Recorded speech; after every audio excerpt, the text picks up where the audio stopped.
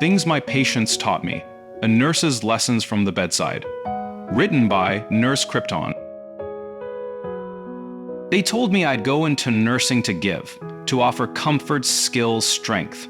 But no one warned me how much I would receive. Because somewhere between IV drips and whispered goodbyes, I became a student and my patients, my teachers. A 6-year-old with cancer taught me how to laugh while hurting. She wore her bald head like a crown.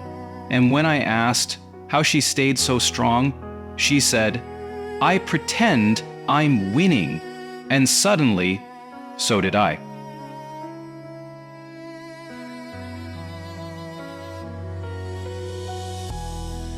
A woman in her 80s, skin like paper, eyes like worn novels, taught me how to leave with grace. She chose her final outfit, red lipstick, pearl earrings, as if heaven deserved her best.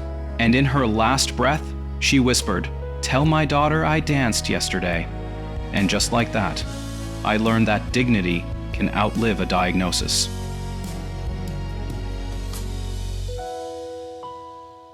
A man with Alzheimer's forgot his name, but never forgot how to smile.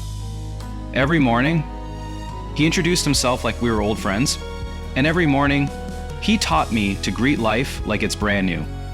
"Isn't this a beautiful day?" he'd ask. It was raining, but suddenly, it was.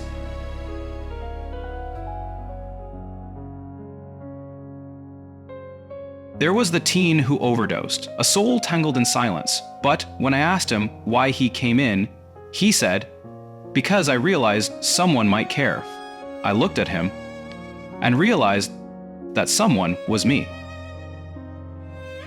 I came to this profession thinking I'd be the one doing the saving, the fixing, the holding. But every shift, they held a mirror to my humanity. I learned that healing is not always curing, that presence is sometimes the most potent medicine, that silence, when shared, becomes sacred. These patients didn't just pass through my care, they carved themselves into my soul, their stories stitched into my scrubs, their lessons pulsing through my stethoscope. So yes, I know how to read labs. Yes, I can manage pain. But more than anything, I've learned how to stay, how to feel, how to listen, how to live, because the ones we call patients have been the greatest teachers of all.